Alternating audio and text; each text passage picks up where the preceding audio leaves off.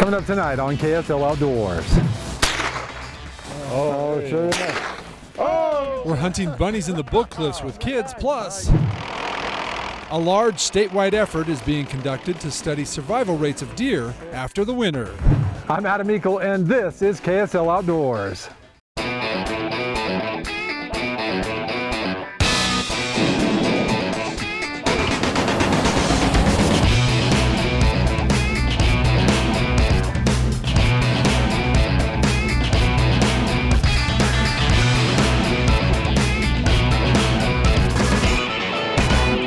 KSL Outdoors with Adam Eakle is brought to you by your local Ford stores. Libby, if you look over in them rocks, there's rabbits over there, okay? And there'll be rabbits down this way. There'll be a whole bunch of rabbits. Meet Morris Cloward, Is everybody ready? a big game hunter who introduced his family to the sport of hunting through rabbit hunting.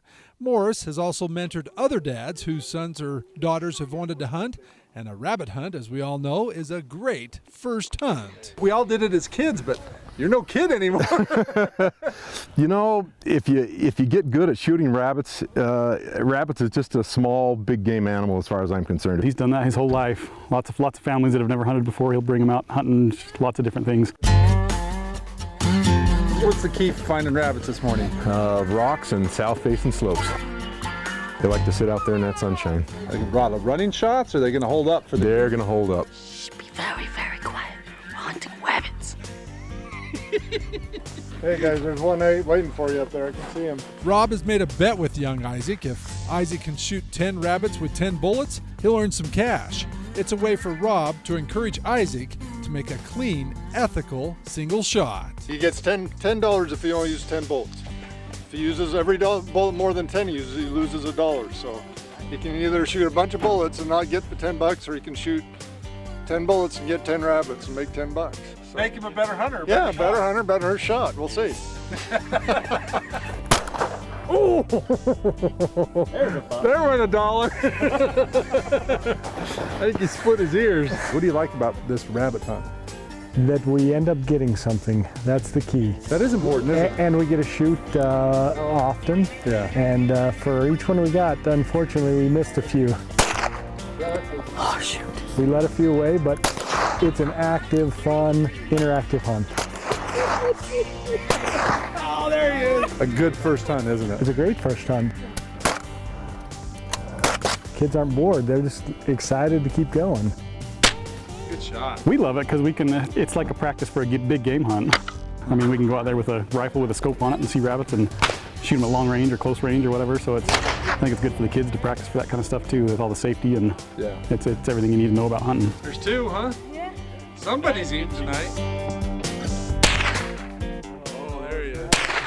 Oh, shot! That's a headshot. All right, guns up, Eli. In Utah, the pygmy rabbit, mountain cottontail, desert cottontail, and snowshoe hare are protected.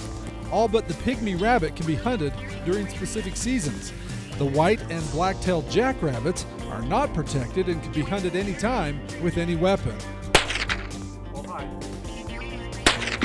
Oh, good shot! It started out with a merit badge for scouts, and it was rifle shooting, and ever since then I've just liked shooting, so I figured I might as well try hunting. Oh, there you go. There we go. It was fun. Yeah. How many did you get? 10. Nice. Got one you couldn't recover? Yeah. Count that towards your limit?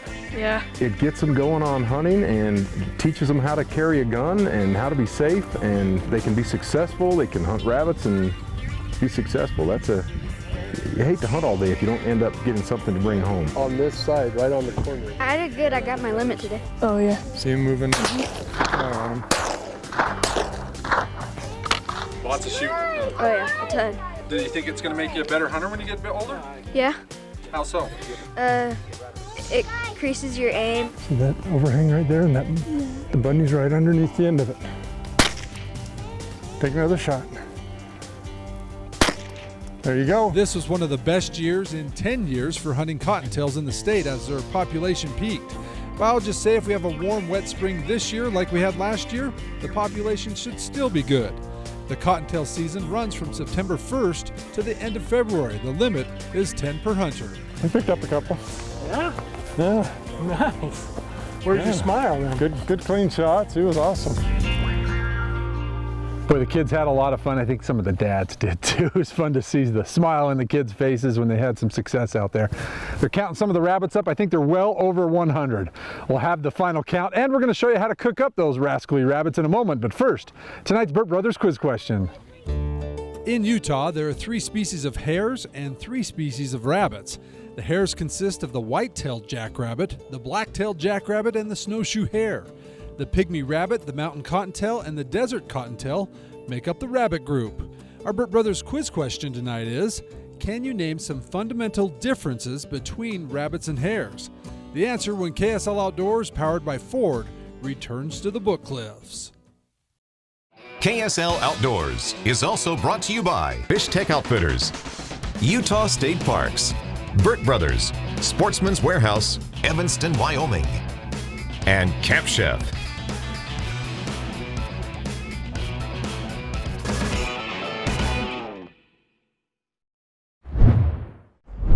Welcome back to KSL Outdoors. Back here in northeastern Utah, I'm Adam Eakle. Hey, in a moment, how to clean and then cook up those rascally rabbits. That in a second, but first, tonight's answer to our Burt Brothers quiz question.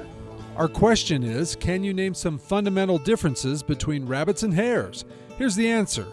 Hares live above ground in small leaf-littered depressions. Rabbits tend to live in burrows underground. Another difference is the offspring of hares at birth are open-eyed and furred and are capable of a high degree of independence at birth.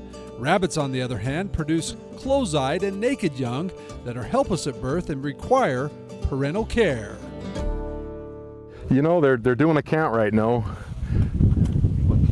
120? 120? That's a pretty good day. That's a pretty good day. Except when you start to clean them. Cleaning 120 rabbits is quite the chore. Luckily, we have a lot of experienced hunters to show us how to do it. Now, if you're a little squirmish about blood, you might want to look away, as Morris gives us a demonstration. Usually we just take them like this. Get down here, Isaac, you hold that leg. And grab right in this area and just tear the skin down. Okay. And it will expose that inner part. It comes off real easy. Some people ask, well, do you save the hides? No, they're just way too thin. I wish we could. We'll refrain from showing you the next part, gutting the rabbit, but basically you just empty the chest cavity of hearts, lungs, everything. Yep, that's it. Get her washed up good. Usually I'll take them and put them in a big pot of salt water and let them sit overnight with a lot of ice and stuff in there to keep them really cool. Let them sit overnight and then take them the next day and cut them up. We like to debone. It takes a long time to do, but I think it's well worth it when the end product gets there. To debone them, it's pretty easy. Just remove the legs, cut the meat off the legs, or just cook them with the bone in. And don't forget the best cut. It's just like you'd find on a deer or elk. So you got back straps that run all the way down both sides. Those are really good. That's the best. That's the best right there. So that's about it. When Grandma cooks rabbit, you like it, huh? I do like it. The best way to cook it is deep fried. Yep, battered and deep fried. So can't go wrong. It's very tender, very crispy. We've tried it other ways. I mean, it's still good, but this is the best way. Bisquick is the main ingredient on this one here. Can't go wrong on the Bisquick. So not flour, Bisquick. And then we add a little bit of seasoning, salt, pepper. We've done seasonal salt at our house, or this one's actually really good. This is a chicken rub. That one was really good, so that's what you guys are having today, is the chicken rub. There's a stigma sometimes. People won't eat rabbit. It's true. I have, not my family, but my in-laws feel that way until they were forced to try it. Now they like it. I'll give it a go. Like it? From my fingers, deep fried fingers. That's fantastic. Isn't that good? Yeah, it's fantastic. Chuckers are good, but this is pretty good too. And a lot less work. It's a big hit at our house. Chicken nuggets, or rabbit nuggets. Rabbit nuggets. Tastes like chicken. Does it really? Everything tastes like chicken. Good old KFC chicken. Kids think it's chicken. They know it's rabbit, but they taste it and don't know the difference. It's really hot inside. Yeah, it's really hot. Look good. What'd you think of the rabbit? It was awesome. Pretty good? Yeah, it's amazing. Better than McDonald's. Healthier. Exactly. What do you call it? What is it, Libby? Rabbit nuggets. Rabbit nuggets. Well, unfortunately, cottontail season is over for this year, but now is the time, if you have kids or you just want to get out and try it, to get, do your homework. Make sure your kids have their hunter's education done and get out here and try this. Boy, that recipe, not too bad. It's actually really good. Really surprised. Hey, back to the guys at Fish Tech now for tonight's fishing report. Hi, George Summer here with Fish Tech Outfitters. We're going to get you geared up for some spring northern pike fishing. We're going to get you all the tips, tackle, and techniques you need to get out there and catch one of those big toothy critters. First thing you're going to need is either some steel leader or some hard mono or some heavy fluorocarbon to prevent those fish from biting through your leader. Some of the key lures to use, lipless crankbaits. These are by far my favorite. You can use a spinnerbait. A lot of bass guys have spinnerbaits in their tackle box. Suspending jerkbaits work really well, especially these bigger sizes. Now we've got something that looks like a perch. A lot of places they key in on perch. An old favorite, a jointed Rapala in Fire Tiger. That works well on northern pike and tiger muskies. A muskie spinner, these are deadly as well, easy to use. And then one of the things I like to do, I like to go fly fishing for pike. Then I've got some flies that I'll take. Typically you're going to want to use a sink tip line and then one of these flies based on the depth of fish you're at. There are some special regulations, especially on Yuba, to make it a trophy fishery. So help us out by keeping some of the small ones. Those big ones can be back in there. For tips and techniques like these and many others, stop in and see us at Fish Tech Outfitters. And now for tonight's fishing line.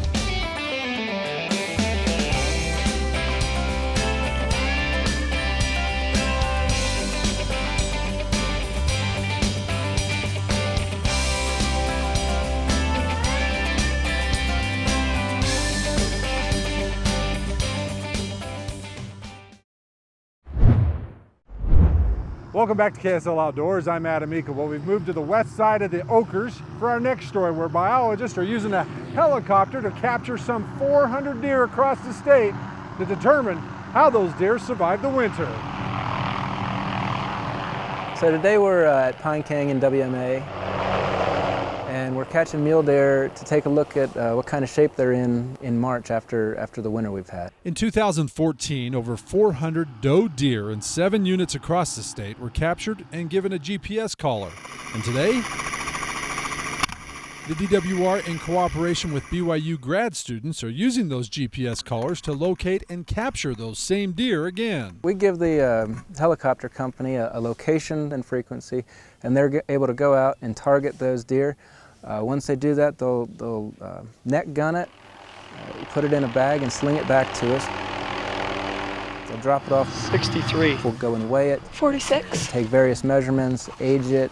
We'll use an ultrasound to measure their body fat and loin thickness. I don't think she's pregnant, no. And we'll also check for pregnancy and draw blood to look at various mineral levels.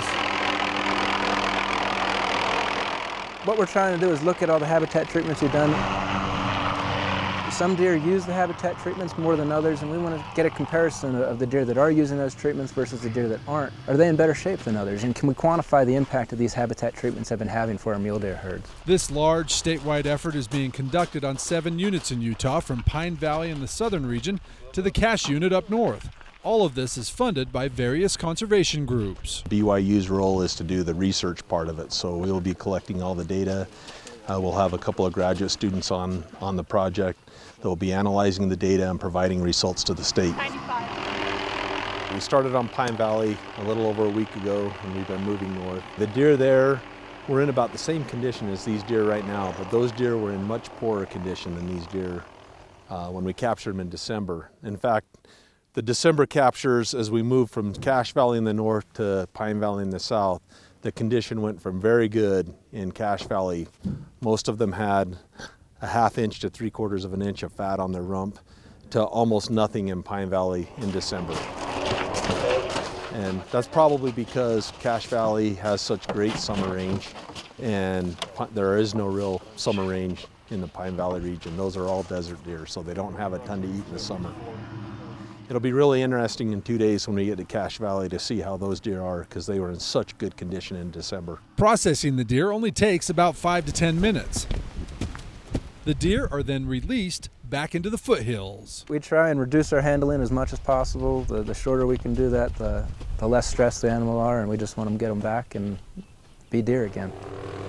This is a 4-year study, so biologists won't know the outcome for quite some time, but one thing they do know, that if a doe goes and makes it through the winter and is pretty healthy, she's more likely to have healthy fawns and give them a better chance of survival. Time now for tonight's Utah Field Guide. Hey Adam, fishing is so good everywhere in this state except private water. That's right, Mickey. You know, last November, for those of you that know, Judge Pullum opened up 2,700 miles of stream that flowed through private property. But the Utah Supreme Court just gave the state a stay, meaning that anglers can no longer access that river, right? Right, and it is a stay, not a reversal. This just gives them time to review Judge Pullum's decision and make sure it was the correct decision. Yeah. This could take a while. It could take up to a year. That's the unfortunate part. But you know what? If you found a place that you really liked fishing when it was open, go ask the landowner. They might give you permission. If you took care of that property when you were on it, they might give you permission to go on it again. It seems like this keeps going back and forth, doesn't it? Yeah, it does. And I think that we just need to take care of this and realize what we will get from this if we do take care of the property. Okay. And a good place if people want some information about how it's progressing and when a decision is finally made? It's Utah Stream Access Coalition. They'll keep it updated, keep all the new information on it, and you know, while you're there, if you want to help them out, you know, maybe give them a little contribution. They have worked hard to get this open. All right, let's go fishing. The fishing's good. Let's go. Time now to check out that recreation forecast. Welcome back to KSL Outdoors. I'm Adam Eakle. You know, the new Sportsman's Warehouse store here in South Jordan is holding their grand opening March 19th. The first 300 families to come through the door will get a $20 Sportsman's Warehouse gift certificate and a new hat. And coming up on April 7th, all Sportsman's Warehouse stores are holding their ladies' nights. It's a chance for the gal in your family to come to Sportsman's, get some great deals, some free giveaways, and attend one of the seminars. For all the information, check our outdoors calendar page right there on our website at ksltv.com. Got to talk about it all week long and come out and hunt rabbits and have a ball. Do girls like that? And boys?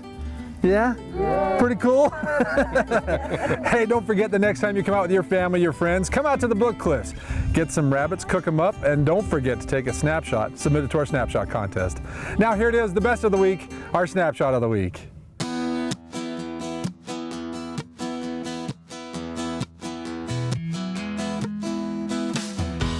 We kick it off in the blind with the Langdon family. Sydney and her husband were hunting Farmington Bay when Sydney started to doze off. Her husband claims that he mumbled that the birds were just going to fly over, but instead they came in with their landing gear down and he shot them both. The only geese all season. Sydney says she learned a valuable lesson that day and will never again fall asleep in the blind. 3-year-old Gabby helped Dad reel in this 19-inch slot cutthroat up at Strawberry. She insisted on giving the lucky trout a goodbye kiss and helped him back into the hole. Gabby has been bitten bad by the ice bug this year and begs to go with Dad several times a day. And Dad, well, he loves every minute of it. Jeff took his 2 kids for a drive up Blacksmith Fork Canyon and spotted these 2 bucks grazing near these 4 tom turkeys. They even spotted this cow moose with her babies near the river. Jeff says it's great getting the kids out and seeing their love of the outdoors and the wildlife. Twin brothers Chad and Chase have a history of scoring big on some bulls and bucks and even scoring a few times on our Snapshot contest. But this year they took some time to help their big sister Whitney fill her Diamond Mountain Deer tag. These boys scouted for months and made sure their sister had a great hunt and bagged this great buck. A special bond between brothers and their sister. But our winner tonight will go down in the books as the first of many Big Macs for this 9-year-old die-hard angler. Coleman Allred was fishing with his dad at Fish Lake when Coleman hooked up with a good one. With rod doubled over and after several blistering runs, Dad asked Coleman if he needed a break. Coleman replied, "Oh no, Dad, I got this, I got this." Coleman battled this 22-pound Mac for a grueling 7 minutes. Coleman's excitement and smiles are all the reward this proud dad needed that day. The big beast was released back to the depths to be caught again another day. And to help you remember this great day, Coleman, we're sending you our big prize for having just won, our Snapshot of the Week. Remember, submit your pictures or video plus a brief explanation of your latest outdoor adventures online at ksltv.com. The winner each week wins a Camp Chef Striker stove, perfect for a quick lunch on the ice or lunch in the backcountry. It's always nice to have a warm meal at any outdoor adventure. Camp Chef, the way to cook outdoors. All right, honestly, who missed a couple shots? Brock, raise your hand. Me.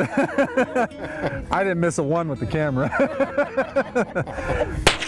Got to be a great time to get your family out here and see, and your friends, and mentor people, you know, some of these guys, and help them out with this. We've found a good place out here. We've brought a lot of people out. We've just had a ball bringing them out and having fun. Yep. Yeah. They bring their kids and we all have a ball.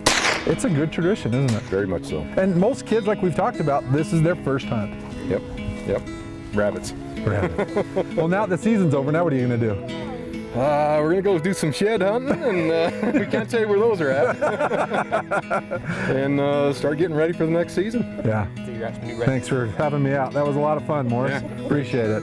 Hey, I'm Adam Eakle, reminding you to get out with your family, your friends, and make some memories, like a rabbit hunt in the Bookcliffs outdoors. We'll see you next weekend. Good night.